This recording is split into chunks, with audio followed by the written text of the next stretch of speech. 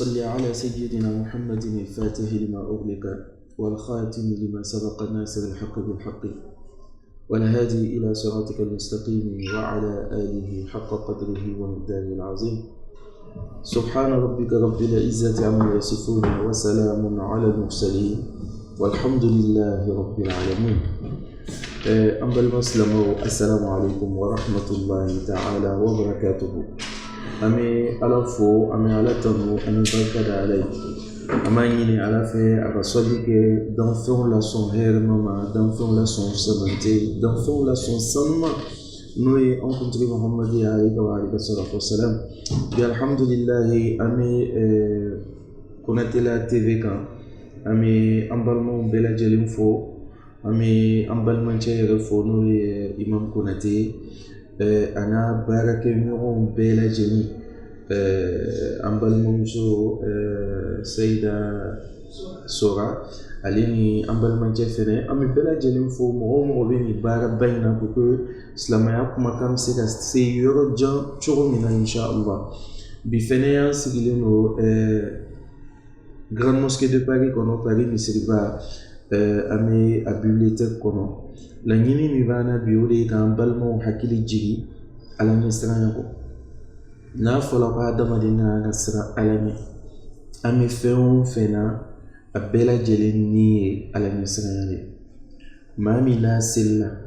i selila cogo o cogo i tɛ se ka seli i n'a fɔ sɛitana selila cogo min na. Sabu pilasi tɛ dugukolo kan sɛitana tɛ nɔ tɛ yɔrɔ min na. A ka alabato fo alabato k'a bɔ dugukolo kan ka yɛlɛ sankolo fɔlɔ la. A ka alabato bonyana ye f'a yɛlɛla sankolo filanan na.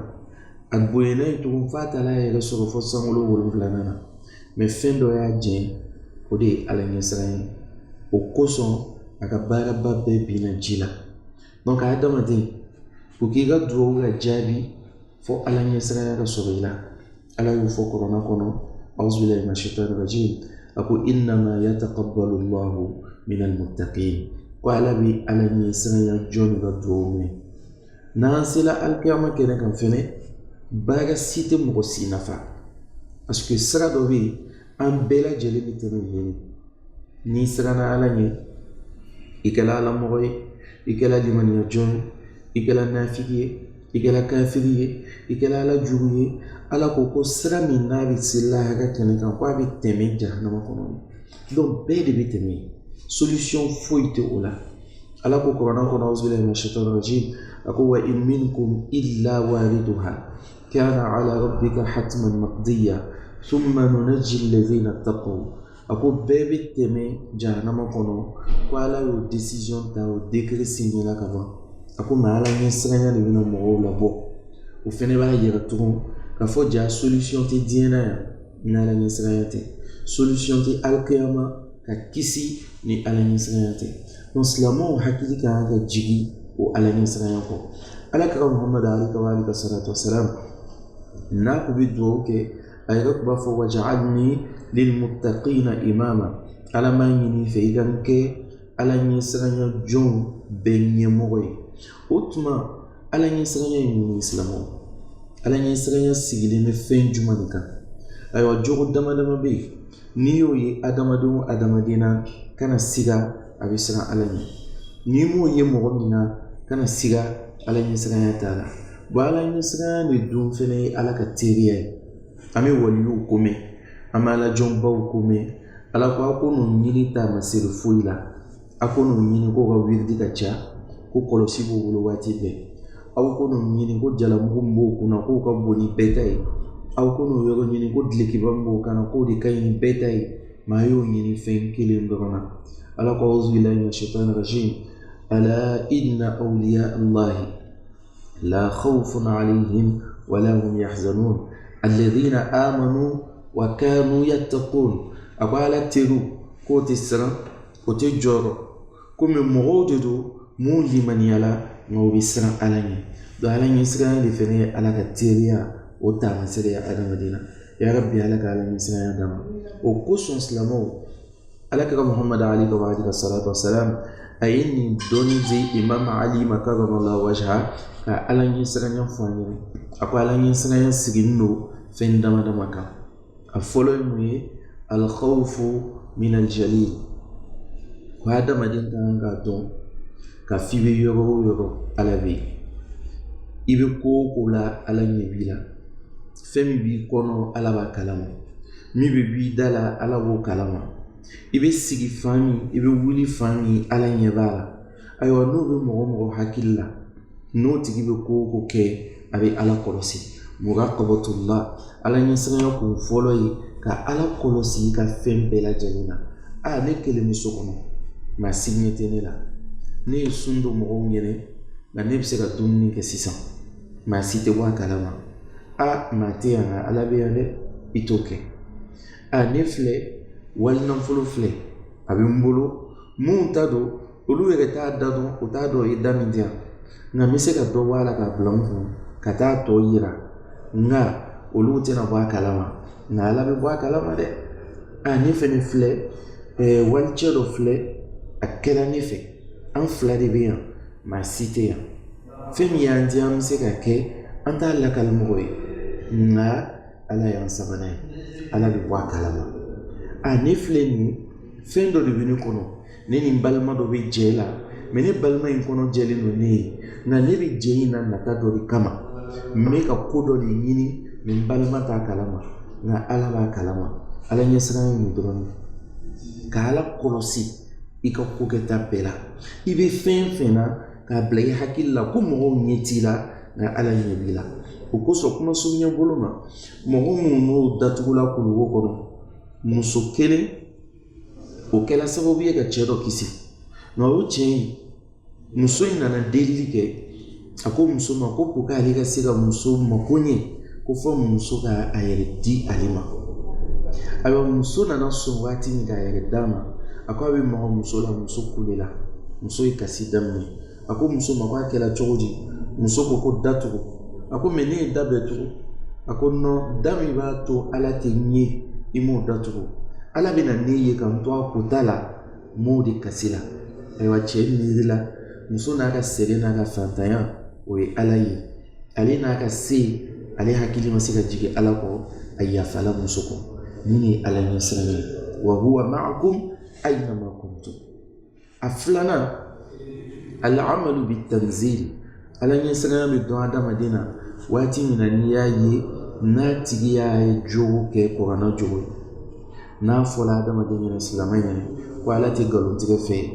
n'a ko k'a y'o ye min n'a fɔla ye k'o sɛbɛnlen don kuranna kɔnɔ ale tɛ nkalon tigɛ n'a fɔla ye ko ala tɛ namara fɛ ala tɛ yɛrɛbonya fɛ ala tɛ jɛnɛya fɛ ala tɛ alakota fɛ n'o min fɔla ale ye dɔrɔn n'a fɔla ale ye k'a bɛ kuranna kɔnɔ ale bɛ baara kɛ n'o de ye a tɛ jateminɛ yɔrɔ jan al-amalu bit-tanzil o kosɔn o taara ala kɛra muhamadu ɲininka alayhi salatu wa salam o ko a ma ko ale ka jogo fɔ an ɲɛna ayiwa komi an ba Aisha radiyallahu ta'ala anha ala kun ye dɔnni d'ale ma a kɛra sahabaw kɔnɔ komi an ba Aisha bɛna fɔ ko ala kɛra muhamadu jogo a kun bɛ kuma tan a bɛ sigi tan a bɛ jɔ tan a m'o fɔ a ko kana khuluquhul Qur'an ko a jogo de kun ye kuranna ye o kɔrɔ a ye taa kuranna kalan n'a ye jogo ɲuman o jogo ɲuman y'a la ala kɛra muhamadu kun bɛ ten a ye kuranna kalan n'a ye jogo jugu y'a la o kun tɛ ala kɛra muhamadu la da ala ɲɛsiranɲɛ taamasere filanan o de ye al-amalu bit-tanzil a sabanan ar-rida bil-qalil ala ɲɛsiranɲɛ a bonya a taamasere min bɛ dɔn adamaden na a sabanan ye ka sɔn k'i wasa don i garizɛgɛ ma ar-rida bil-qalil n'ala ye fɛn min d'i ma n'o dɔgɔyala i b'i wasa don o ma i b'a ɲini ala fɛ ala k'a ji di i bolo nka i tɛ namara kɛ i tɛ faniya tigɛ i tɛ tiɲɛni kɛ i tɛ janfa kɛ i tɛ joli bɔn i tɛ ala to yen ka t'i yɛrɛ kalifa jinɛw la i tɛ ala to yen ka t'i yɛrɛ kalifa sɛitanaw la i tɛ ala to yen ka t'i yɛrɛ kalifa dugudasiri la i tɛ ala to yen ka jo ta parce que ala ye fɛn min k'i la o min bɔ e b'a fɛ ka dɔ fara o kan ar-rida bil-qalil i b'i wasa don fɛn ma ala y'a d'i ma ka na yɔrɔ min na i m'a ye Seydina Umar radiyallahu ta'ala anhu don dɔ Seydina Umar muso ko Seydina Umar ma a ko Umar a ko nin fɛn masina o de dun lɔgɔ bɛ ne la bi o dumuni dun tun ye faama dumuni ye o waati Seydina Umaru ko a muso ma a ko bi ko wari tɛ ne bolo dɛ ko a to yen n'Ala ye wari nɔgɔya waati min n b'a d'i ma muso in ko Umaru ma a ko bɛ se ka kɛ cogo di ka sɔrɔ e Umaru de ye silamɛ bɛɛ ɲɛmɔgɔ ye o tɛ se ka kɛ o tuma Umaru ci bila i bɛ taa fɔ Baitul tigi a gardebaga silamɛw ya trésorier ci bila i bɛ taa fɔ a ye k'i mako bɛ wari la k'a y'a d'i ma parce que i muso mako bɛ fɛn min na o de ye ne Seydina Umaru ye ci bila ka taa fɔ trésorier Umaru o don dugukolo kan ale de tun bɛ Alakira nɔ na silamɛ bɛɛ ɲɛmɔgɔ de tun ye Umaru ye Baitul tigi ko k'a ye na Umaru ɲininka n'a ye wari in ta a b'a sara don jumɛn Seydina Umaru ko n'Ala sɔnna a ma ko sini ko ale b'a sara a ko Seydina Umaru lahidu jumɛn b'i bolo k'i bɛ balo ka se sini ma n'i y'o di yan dɔrɔn n b'a d'i ma Seydina Umaru ko a muso ma a ko an ka to Ala kɔ an ka sini kɔnɔ n'Ala y'an sɔn n'o tɛ lahidu tɛ ne bolo ko ne si bɛ sini sɔrɔ silamɛw o ye Ala ɲɛsiranya daraja dɔ de ye an kuntigi Muhamadu alayhi wa salatu wa salam ale min ko ka fisa ni dugukolo danfɛn bɛɛ ye fɔ warawadathu aljibalu shum min zahabin alayhi fa'araha ayyama shamam kulubabaw maka kulu k'a ɲini Alakira fɛ k'o bɛ yɛlɛma ka kɛ sanu ye ka di Alakira ma Alakira ko k'ale bɛ lahara kɔnɔ mais kuma dɔ bɛ nin kuma in kɔnɔ maka kulu y'o ɲini Alakira fɛ waati min na alayhi wa salatu wa salam Alakira ma sɔn mais kulu mun y'o ɲini Alakira fɛ an ka nin waati laban in na recherche taala kɛ o taala kulu dɔw sɔrɔ Maka kɔnɔ sanu mun b'a dugu ma a bɛ se ka Maka balo san 300 ja depuis waati min na kulu b'a ɲini Alakira fɛ k'o bɛ kɛ sanu ye o y'a sɔrɔ Ala ko k'o labɛn k'o kɛ sanu ye ka ban ka di Alakira ma mais o n'a ta an bɛ Aisha ko radiyallahu ta'ala anha a ko Alakira k'u bɛ tile 3 kɛ tuma dɔ daga tɛ sigi a so kɔnɔ ko depuis ale ye Alakira Muhamadu dɔn alayhi wa salatu wa salam k'o ma deli ka dumuni kɛ ka fa bi so kɔnɔ ka tila ka dumuni kɛ ka fa o dugujɛ k'a ma deli ka kɛ a ka ɲɛnamaya bɛɛ kɔnɔ fa ko bɛ tamaro tɔmɔ duguma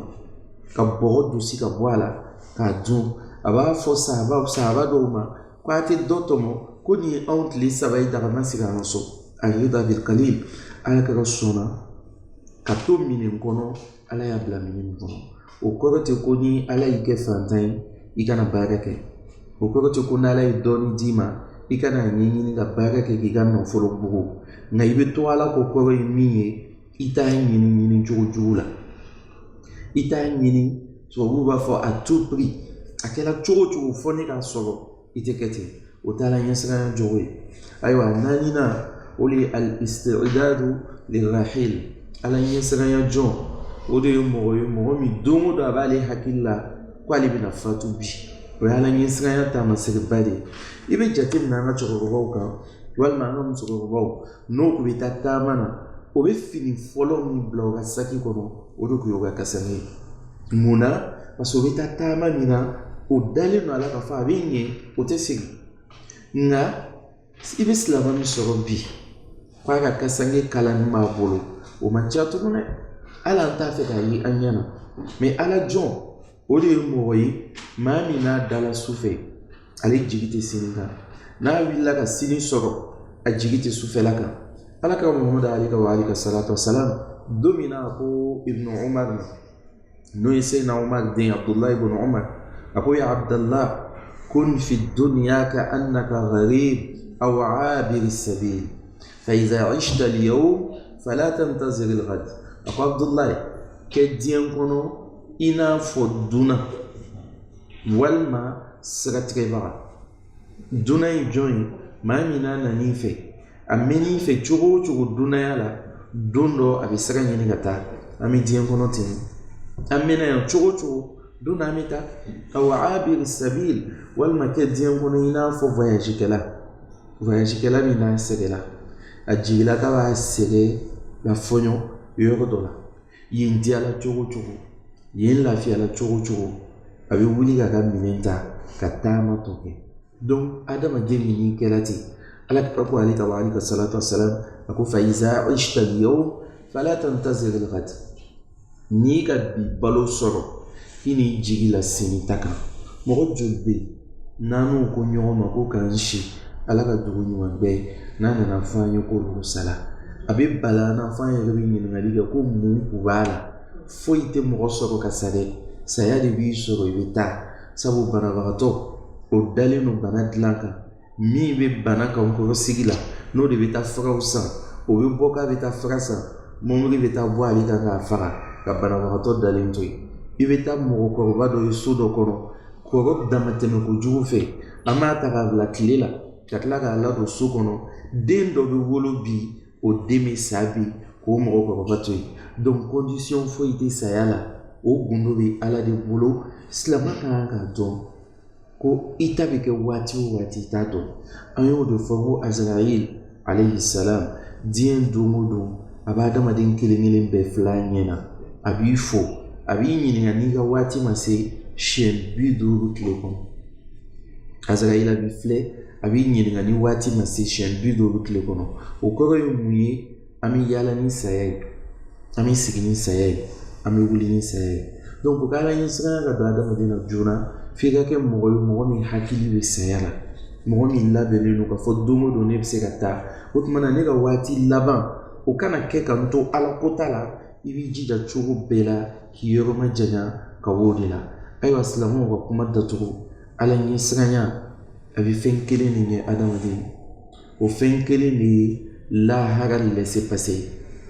ala ko kɔrɔnɔ kɔnɔ a ko yawma la yanfa'u malun wala banun illa man ata allaha biqalbin salim a ko lahara don n'i nana ni nafolo ye ala mako t'o la n'i nana ni denw ye ala mako t'o la mais n'i nana ka sɔrɔ i dusukun na mɔgɔ juguya t'a la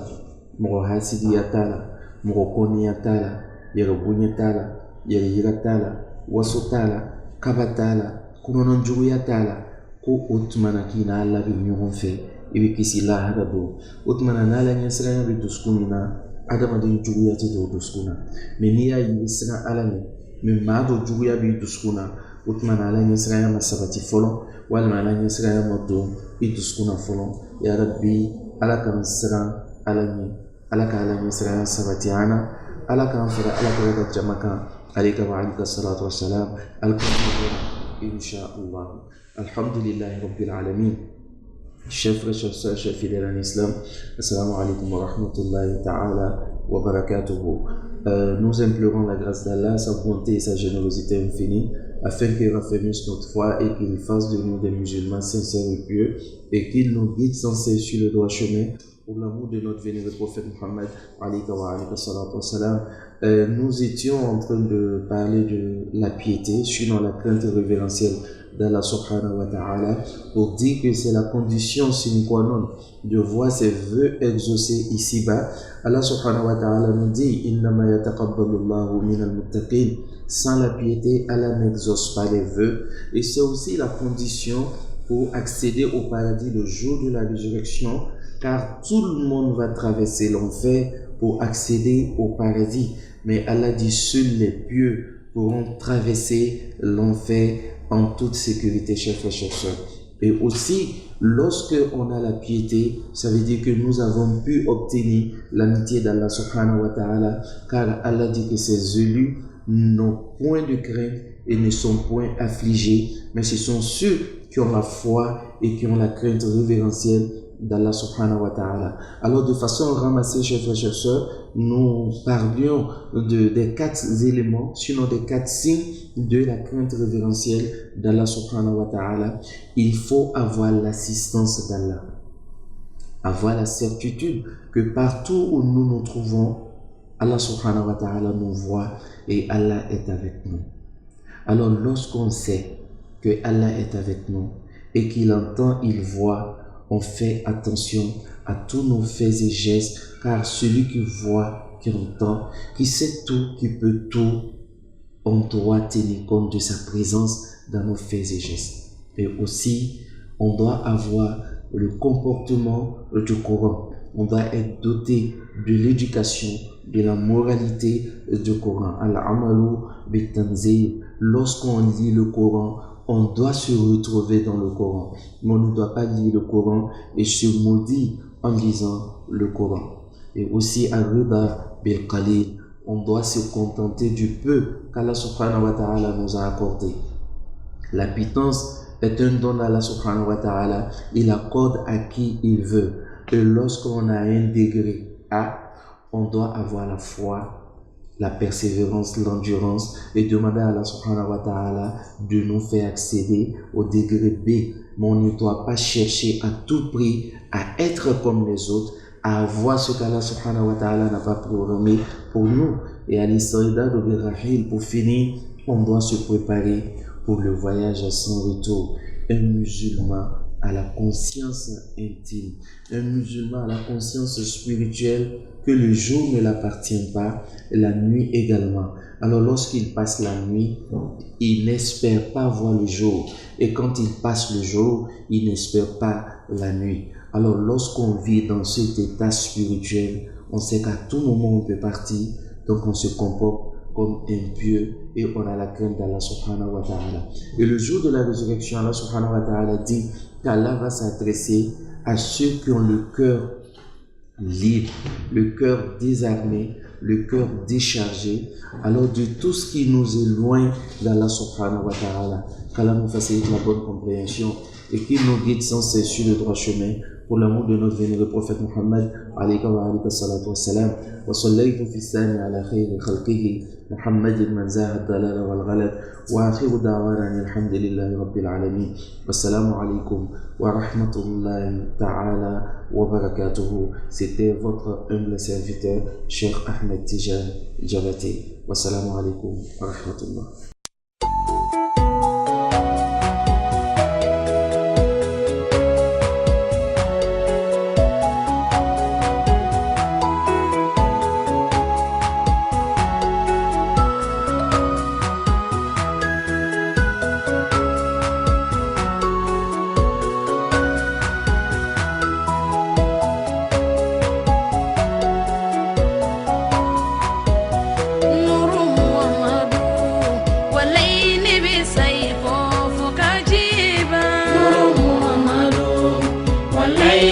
Sayfo fukajiba